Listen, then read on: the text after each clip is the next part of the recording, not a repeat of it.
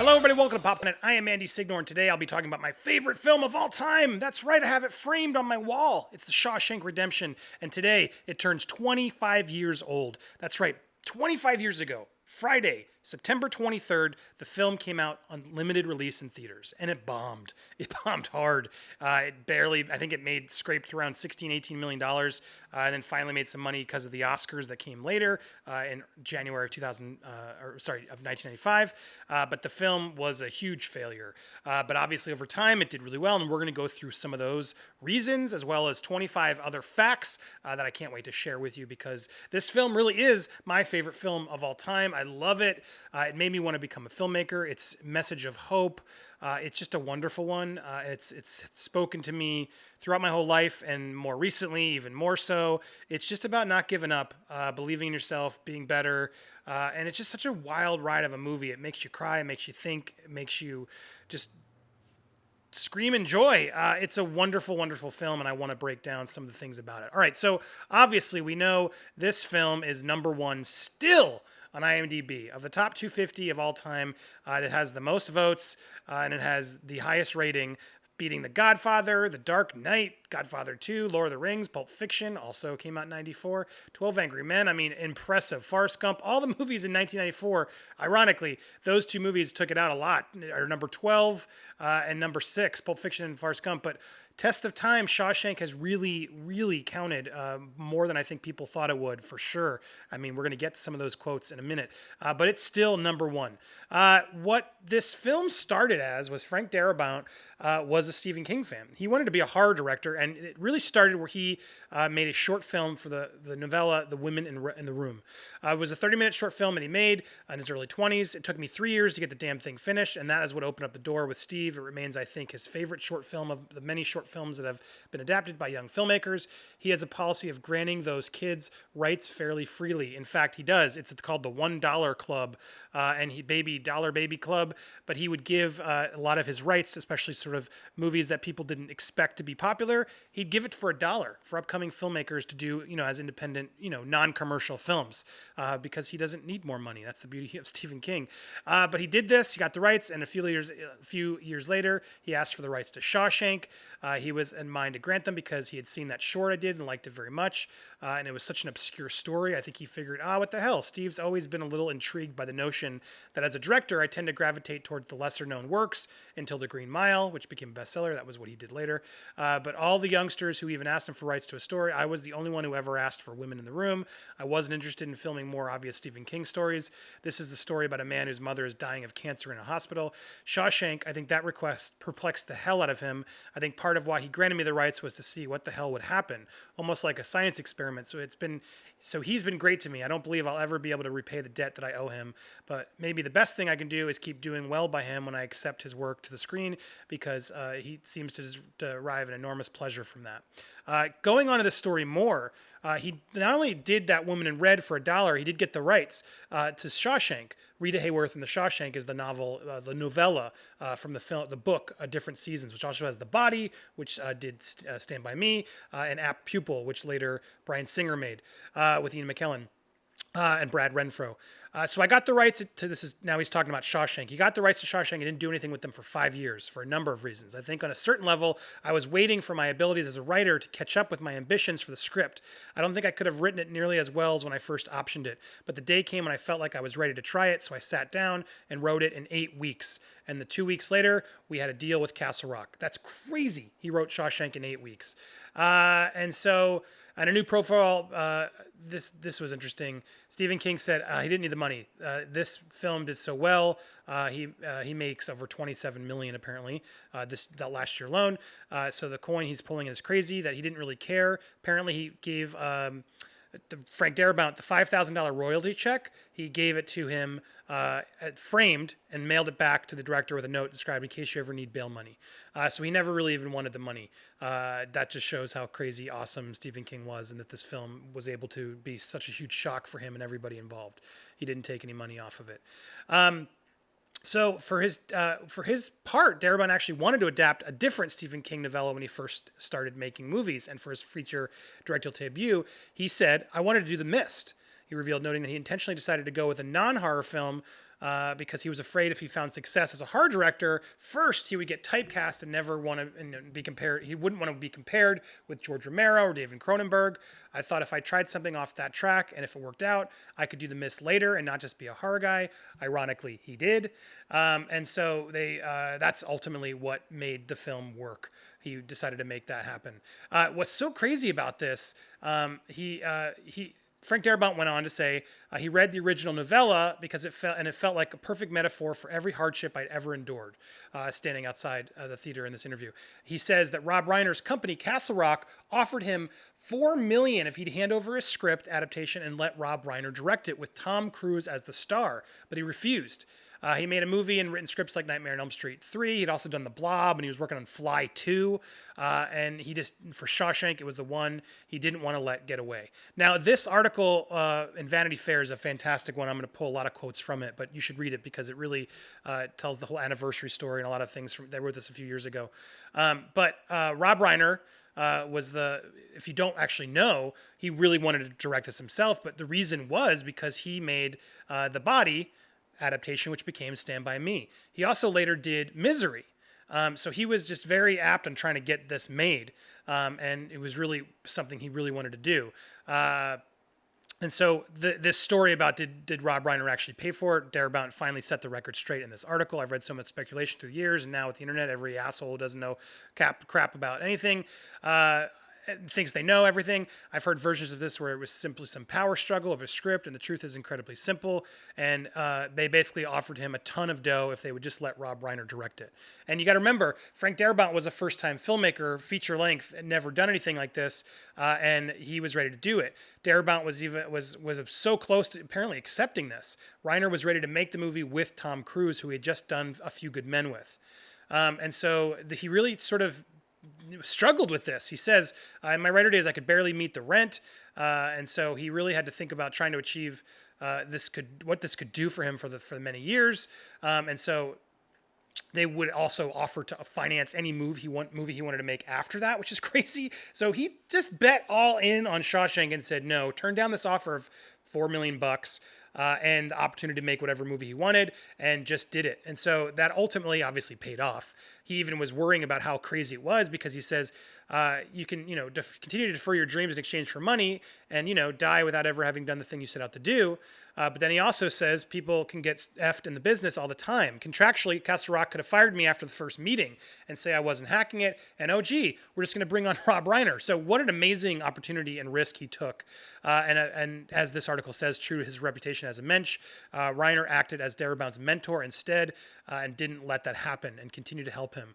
Rob Reiner joked that Different Seasons was sitting on his desk for years because he made Stand By Me from it. You would have thought we would have read the next story, but we didn't. I find it interesting that two of the most talked about film adaptations, Stand By Me and The Shawshank Redemption, came from the same collection of novellas and don't rely on a classic or supernatural elements.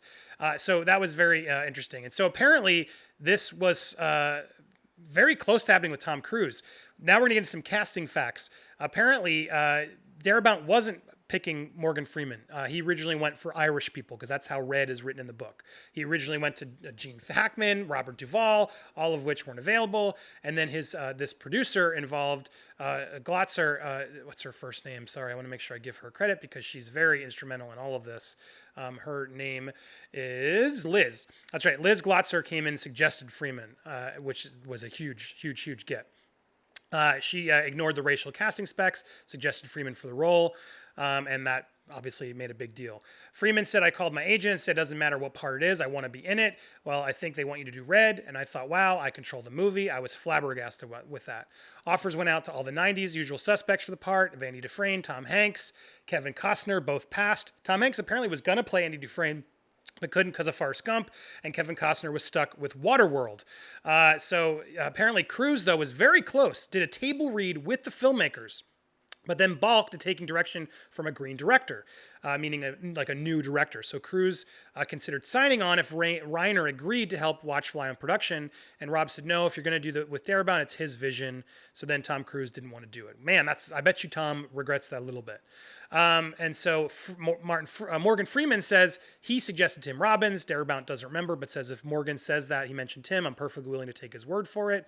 And unlike a lot of movie stars, shockingly diminutive at 6 feet 5 inches tall, he's the tallest winner of an Oscar, and he was very excited to do the role. And that he had done, Love Boat, Top Gun, and Hudsucker Proxy is what came next.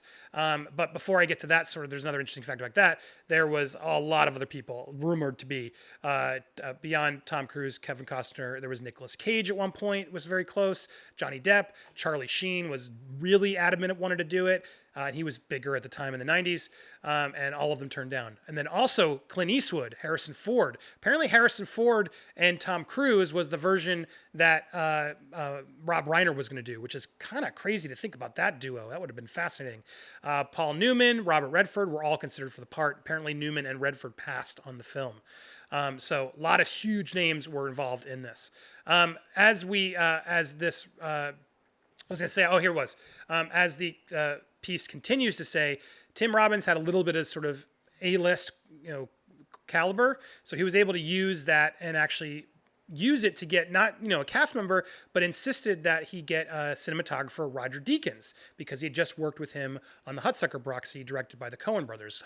Early Coen brothers work with Deakins, fantastic work. So kudos for Tim Robbins coming in and knowing Darabont's a little out of it. Let's make sure we have an amazing cinematographer who's going to make this film look 10 times better, which he did. And I would argue was a huge reason that film worked. The cinematography is fantastic. And Deakins also went on to shoot Tim Robbins' Dead Man Walking, another fantastic film. And lots of other casting happened. Apparently James Gandolfini, Tony Soprano, passed on playing Boggs. And one of the craziest one, Brad Pitt was cast as Tommy, but then dropped out after his brief but shirtless appearance in Thelma and Louise, initiated his rise to leading man, and he didn't want to take the supporting role. I bet you he regrets that too. Another funny casting bit, Jon Favreau auditioned for the role of Fat Ass.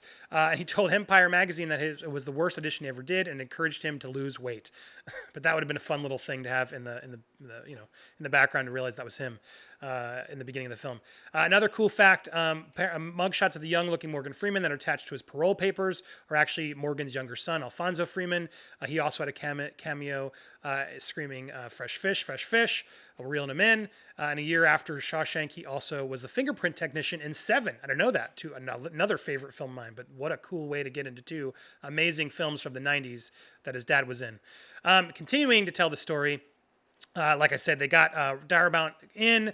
They got Brad Pitt was almost in it. I can't even imagine what that would have been like, but that's crazy. But now that Morgan Freeman and Tim Robbins were locked into the picture, they both said they were drawn because the screenplay was one of the best things they'd ever read. They've gone on record saying this a bunch too, and they both said, I don't care what role it is. Like Morgan Freeman said, I care. I called my agent and said, whatever it is, it doesn't matter. When I did know the character, I was like, okay, I can own this. I own this part because Red really tells the story. And then when Tim Robbins he agreed. He didn't care what role it was. And he suggested to a crowd when they were doing a sort of a talk about the film, I suggest anyone learning to write a screenplay read The Shawshank Redemption. So hugely and popular script that has gone the test of time, and the actors all obviously used as the reason for doing this film. So they said that that Tim Robbins actually prepared to play Andy by spending a few hours in a solitary confinement and staring at a tiger in a zoo. So, and then Morgan, who played Red, just pretty much spoke the words on the page, be as true as you can be the lines he notes, no philosophizing. Robbins and others felt it was the best script they'd ever read. I mean, not counting Shakespeare, Robbins said, but on the set, it didn't exactly conjure, the best experience. Some felt Darabont's inexperience showed, and the number of takes got out of hand. And in the fact the beach scene, Freeman fought hard not to be playing the harmonica near the end. I guess there was a scene where they were going to play harmonica. I've been trying to figure out what the hell that means, but as for the strife on set, Morgan said it was fraught with extreme tension as there was constant differences between the actors, the producers, and Darabont. In an interview with Entertainment Weekly, he said the atmosphere was very strange, and he refused to talk about it any further. There was another thread on Reddit. This comes from IMDb Facts, but So it's take it with a grain of salt. But apparently, and from everything I've read, this is probably could be true. But that scene in the beginning where they're pitching the ball took 9 hours to shoot, and he pitched that ball back and forth for 9 hours without a single complaint, but showed up to work the next day with his arm in a sling. And so to sort of try and get some information on the tensions of it all, I wanted to go back and sort of read, and they talk about it in this Vanity Fair article really well. They filmed this for 15, 18-hour days, 6 days a week, over humid summer inside former Ohio State Reformatory in Mansfield on nearby constructed sets, which included the huge cell block. We were lucky to have Sundays off, as Darabont said. So this was a crazy place to get inside, and they all talk about their experiences. Robbins remembers going to that place inside for 3 months. It was never depressing because Andy had his hope inside, but at times it was dark because of the situations the characters were going through. Deakins confirms that working on the film was very intense. Sometimes the performances really affected him while I was shooting it. And they all talk about their favorite scene being the suds on the roof. And that was over a hard day, Morgan Freeman says. We were actually tarring the roof, and tar doesn't stay hot and vicious long. It tends to dry and harden. So you're really working for the different setups you have to keep. And you had to do things over and over and over and over again. Darabont recalls the scene as a complicated technical thing because he had to match a camera movement very precisely to some narration that Freeman had been pre-recorded, requiring take after take. I remember we got a nice take. I turned around and somebody behind me had tears rolling down their face, and I thought, okay, good, that one worked. By the end of the sequence, we were exhausted, says Freeman. When the cast finally got to sit down and drink that beer, it was really welcome. And so they talk about that scene, about how, Robbins merely flashes his famous smile when talks about how the tensions were on set, and his, difficult times had to do with the length of days. While Freeman does cop to finally, most of the time the tension was between the cast and the director. I remember having a bad moment with Frank, the director. I had a few of those, Freeman says. Most bad moments stemmed from Frank Darabont asking for repeated takes. Morgan said, the answer I'd give him was no. I don't want to be chewing the scenery. Acting itself isn't difficult, but having to do something again and again for no discernible reason tends to be a bit debilitating to the energy. Freeman recalls a scene where the guards retrace Andy's escape route, retchings, and they discover themselves sitting in actual raw sewage. My character was listening and laughing, just howling with laughter. I had to shoot that too many times. Which it's hard to keep a sort of a genuine, happy moment to seem real when the director's like, all right, one more take. David Fincher, also very known for doing that, does 80 takes at a time. That's sort of part of the process. So getting to something that Morgan has gone on record saying he really did hate was the title, which a lot of people hated. He just didn't understand why it was called The Shawshank Redemption when the book was called You've Got Rita Hayworth in It. I complained, but they said it won't fit on the marquee. I said, so what? Just put Rita Hayworth. But they chose not to do it. And the reason they chose not to do it, ironically, is because they didn't want to. The perception in Hollywood was that if it was actually going to be a biopic of Rita Hayworth. Indeed, Darabont apparently received solicitations on audition requests from several actresses and supermodels and their agents about playing Rita Hayworth, who clearly didn't even read the book. That's pretty damn embarrassing. As the film moved forward, it gained popularity, obviously, on TV. Ted Turner sold the television rights to TNT and his own network for a much lower price than normal, than a big film. And because it was so inexpensive to show, he broadcasted it on TNT, TBS over and over again. We're going to get to that a little bit more. But that was sort of an important part because that really set the tone for why the film did so well later, because they were able to show it over and over again. In the 90s, cable pioneer Ted Turner wanted quality entertainment, they said. And so he was trying to figure out ways to do that. And then when he bought Castle Rock, which is the production company studio behind Shawshank, to get sort of amp up his library. I think Netflix and everybody right now buying up the studio catalogs, they were doing that early on for their TV network so they could play reruns. And so because, he would do deals with other stations and whatnot, but he wanted to sort of get first dibs in the broadcast rights to new movies. And so he acquired the rights to Shawshank, in essence, selling the film to himself. They asked sort of to get more specifics of how that worked. And Liz Glotzer says the most likely scenario being that the cost of a film's licensing fee generally is based off its box office receipts, and since Shawshank dismally made $28 million by the time it was done with Oscar season, it would have translated into a bargain basement fee for TNT, who could still charge a premium to commercial time. So that's what happened. The economic stars aligned. TNT first aired it in 97 to basic cable ratings, huge ratings for TNT, and then they showed it over and over and over. And any day you could see it on TV. And apparently this coined another term called Shawshanked, where you'd watch the film and be Shawshanked in, where one of those films you're watching on cable just completely sucks you in and you have to finish it. Steven Spielberg also went on record to say this was one of his favorite films because he called it a bubblegum picture, because it's like chewing bubblegum, but then if it gets stuck in your foot, you have to sort of stick there. You have to finish how it goes and figure out how it's going to end. Spielberg was a big fan of the film. So going on to more, wrapping up some more facts, he also said Goodfellas was inspired the film style, obviously with its narration, editing techniques. That's an interesting sort of connection, but makes sense. Beyond that, Zewat Neo, where the film ends, spoiler alert, obviously, I should have warned you in the beginning, isn't actually, is a real place in the Pacific coast of the Guanero. It was a small fishing village. It's now a more popular tourist destination, but they didn't actually film it there. They filmed this in the U.S. Virgin Islands for the film, but Zewat Neo is a very real place you can go. Interestingly enough, it's Water of the Yellow Mountain is one term it's known for, but also Place of Women, and also the goddess women. There's a big statue and sort of important character there, but beautiful place, a place I've always wanted to go, but has spent most of its history until recently as a sleepy fishing village. And now it's a lot more, so you can look up and visit Zewat Neo if you want to, but if you want to go to the real Shawshank filming, you got to go to the Virgin Islands. And then you got to go to Ohio if you want to see everything else. This one was really fascinating to me. I didn't really realize this one actually, but the ending was saved by studio notes. Some people, very few, but very rare critics, thought it was too saccharine and wrote off the film in the beginning and didn't really like it. Roger Ebert, a lot of others saw how great it was. He compared it to One Flew Over the Cuckoo's Nest. But some critics, I think it was Ken Turan of the LA Times, was it? Thought it was too saccharine, didn't like it. That ending to me was a crucial part of it. And usually studio notes ruin a film when the studio is trying to meddle on what it was.